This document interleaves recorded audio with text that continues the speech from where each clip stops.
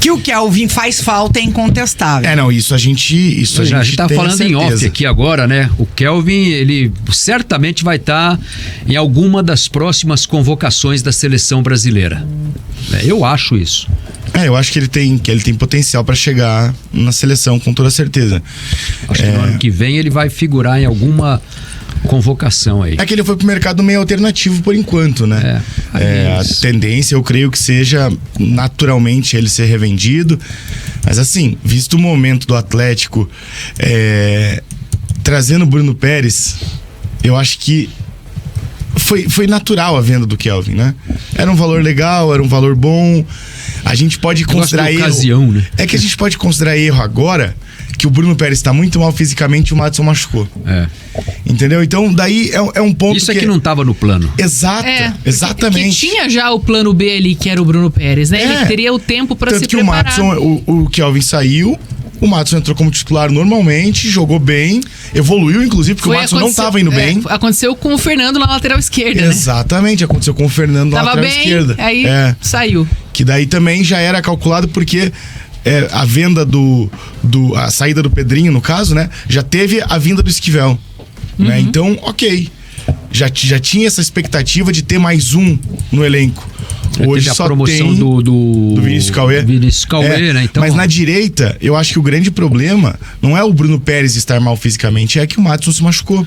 Exato. E eu acho que pra mim esse é o grande ponto. Porque daí... Claro que o Kelvin é mais jogador, não sei na opinião de vocês, mas na minha opinião, acho que o Kelvin era o melhor de todos, naturalmente, por isso que era titular.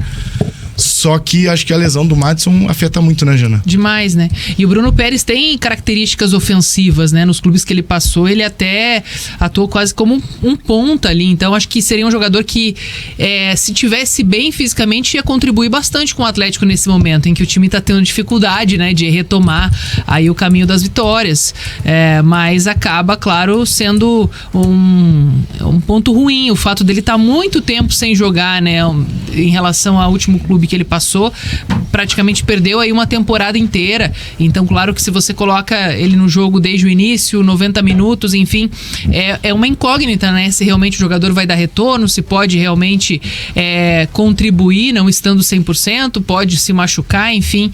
Então, existem vários pontos aí para se medir. O fato do Atlético ter tempo para trabalhar e o Wesley conseguir muitas vezes fazer essas alterações táticas, né? Fazendo improvisações no time do Atlético, o Canóbio mesmo, né, atuando muitas vezes como protegendo todo o corredor ali, isso pode, claro, ser um fator importante nesse momento, né, para dar um respiro, uma pausa, já não ter um jogo em sequência, mas acabou sendo algo que eu acho que não estava nos planos do Atlético também, ficar sem esse jogador ali na lateral, que é o Madison, né, então não estava na previsão, porque o negócio do Kelvin também não foi um negócio ruim, né? O Atlético fez algo pensado, né? Fez algo que estava já sendo estudado, enfim, e por isso já tinha engatilhado a contratação do Bruno Pérez. E foi em 10 minutos, né? Naquele jogo contra o Internacional, que perdeu o Madison e o Vitor Roque. O Madison com 1 minuto e meio e o Vitor Roque com 8, né? 8,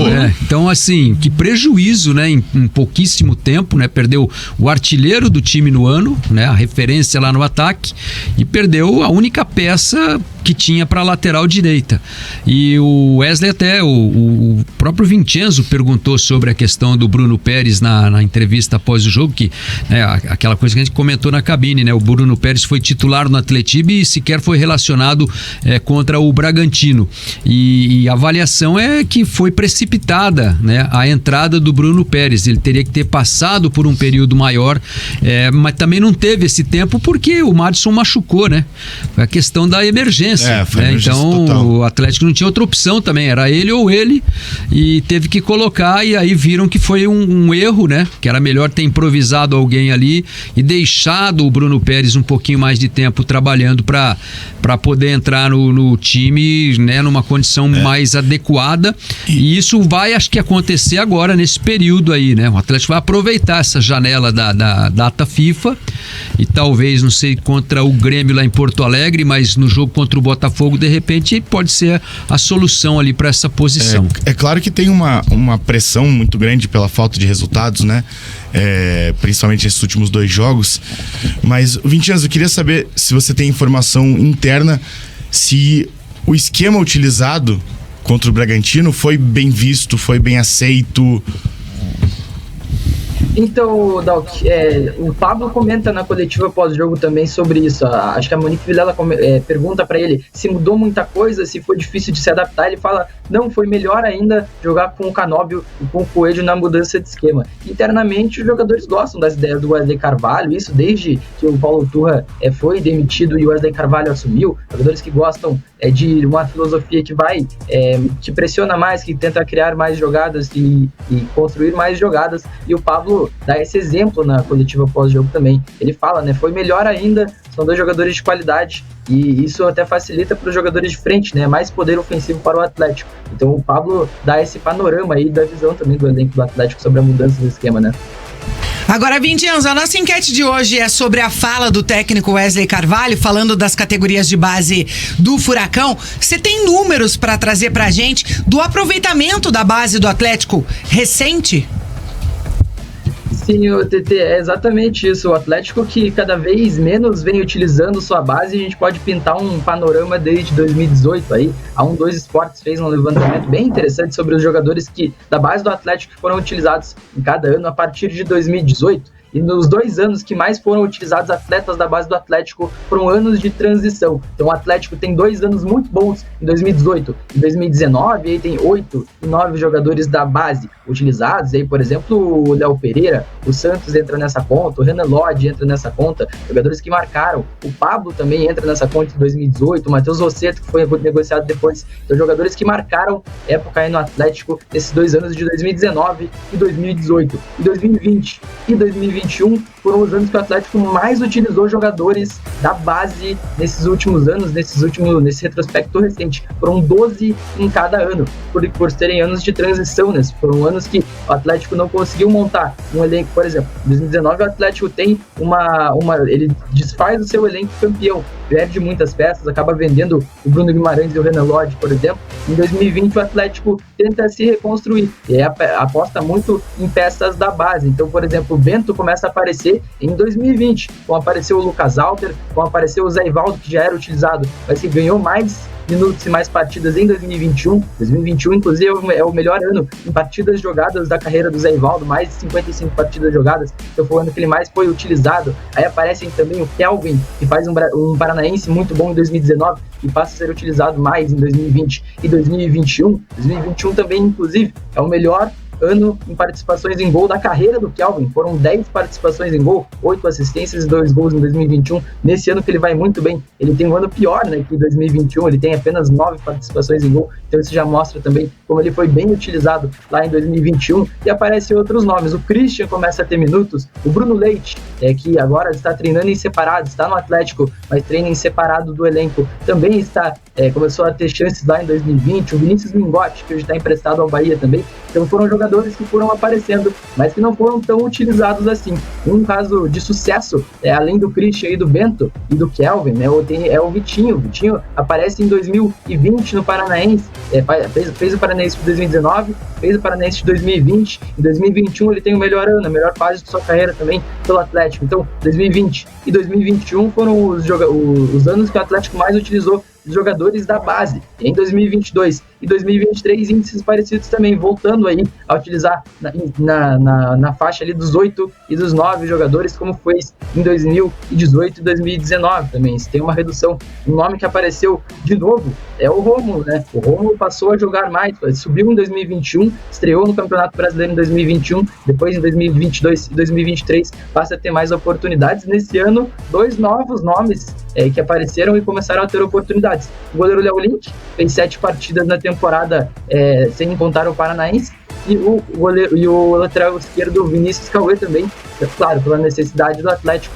mas também começou a ter mais oportunidades. Então um Atlético que, quando monta bons elencos em 2018 e 2019, e em 2022 e 2023, não utiliza tanto assim os jogadores de sua base, mas em 2020 e 2021, que não tinha elencos tão fortes. Em 2021 o Atlético luta contra o rebaixamento, por exemplo, no Campeonato Brasileiro, apesar de ter chegado longe nos 2 mata-matas. Mas os elencos não eram tão fortes como os dos outros 2 períodos. E aí o Atlético utilizando mais jogadores da base. E eu queria deixar também uma pergunta para vocês. Quem foi o último caso de sucesso da base do Atlético? Dá para considerar o Rômulo? Ou o Rômulo ainda não dá para considerar que foi um sucesso? Aí tem Kelvin, tem Bento, tem o Christian. Quem foi o último caso de sucesso? E para deixar informação final, o Atlético foi vice-campeão brasileiro sub-20, lá em 2021, da geração do Rômulo, do Vinícius Vingotti, do Vinícius Cauê, do Juninho, do Pierre, do Léo Link. E dentre esses jogadores que foram vice-campeões brasileiros, ou seja, é uma marca de expressão, só o Rômulo, o Léo Link e o volante Cauã se mantém no elenco do Atlético. Ainda tem outros emprestados, o Juninho, o Julimar também está emprestado, outros jogadores que estão, ainda tem vínculo com o Atlético, mas estão em outros clubes. Mas desse time vice-campeão brasileiro de 2021, só o Rômulo, Léo Link e o Cauã, que é volante, né? O Cauã, não sei se o ouvinte está familiarizado com o nome do Cauã, mas ele se lesionou 2 vezes, teve 2 lesões sérias no joelho, não conseguiu estrear ainda pelo Atlético profissional, jogou em partidas do Paranaense com o time de aspirantes, mas no profissional ainda não fez jogos. Ele também se mantém no elenco. Só esses 3 dos 25 jovens que foram utilizados naquele campeonato. Então, também é um exemplo de que o Atlético não tem conseguido aproveitar muito de sua base no retrospecto recente, né? Quem foi? Eu não considero o Rômulo ainda um sucesso. Acho que o Rômulo ainda precisa de algo a mais, precisa de mais tempo. Eu acho que os últimos tem futuro, realmente... né? Tem futuro. Bento é talvez hoje o top 1, né? Muito por conta do potencial de venda e tal, porque vai ser o goleiro mais caro da história do futebol brasileiro saindo pra Europa. Acho que o Bento é o cara. Aí você tem Kelvin e Christian, que o Vinicius bem citou. Eu acho que esses estão à frente. O Christian, porque apesar até de quase ter saído do clube, né? Ele deu uma volta por cima danada esse ano. Ele tava jogando muito bem até a lesão dele. Né, impacta bastante a lesão. Ele faz falta no time, a gente fala isso toda semana aqui. Tipo, quando que ele vai voltar, quando que o Christian vai voltar? Porque ele tem um impacto muito grande em jogo, né? Ele tem impacto maior que o Alex Santana até, porque ele geralmente entra mais ligado que o Alex Santana. O Alex Santana, ele vive altos e baixos, ele é muito bom jogador, muito bom tecnicamente, mas às vezes ele entra um pouquinho mais desligado. Então, eu ainda não considero o Rômulo nessa fase aí, nesse mesmo patamar desses 3 jogadores que o Vinicius tinha citado. O Rômulo é um cara que ainda busca espaço, né? Ele na Libertadores. E tem potencial. Na Libertadores ele teve algumas oportunidades lá com o Paulo Turra, né? Foi bem, fez gol no Paraguai, lá contra o Libertad e tal. É um cara que taticamente ele tem uma entrega muito boa, né? Que às vezes supre alguma deficiência técnica que ele ainda possa aprimorar, mas eu vejo que é um cara que no contexto do grupo ele funciona bem. É uma peça importante ali pro treinador, né? Mas não é um cara para você cravar ele como titular hoje no time do Atlético. A diferença que eu vejo também do Christian pro Alex Santana é que eu acho que o Alex Santana é um cara mais de banco de reserva e o Christian é um cara titular, né? O Christian eu acho até que é um titular indiscutível do time do Atlético. Ele é um meia, né? O Christian tem que arrumar um lugar para ele jogar de titular, né? O Alex Santana é aquele cara que ele é uma peça importante para entrar e tentar mudar o jogo de alguma forma e tal, né? Ele até não rende tanto quando ele começa de titular, né? Às vezes causa até decepção na torcida. Quando ele entra, a gente tá esperando, acaba se destacando, né? E quando ele entra, ele muda a história, como ele mudou, né? Em algumas partidas aí da Copa do Brasil, né? E tal, fazendo gols decisivos.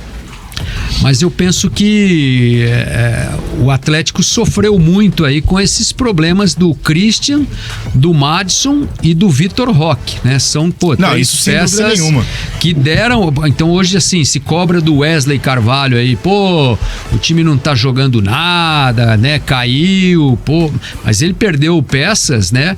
Ele ficou, por exemplo, sem o Vitor Bueno e sem o Pablo pro Atletiba, né? Então ele teve que montar um time meio alternativo alternativo para jogar o Atletiba, com o William Bigode lá de centroavante, improvisado. Ele não teve a mesma força ofensiva que normalmente o Atlético tem nas partidas, né?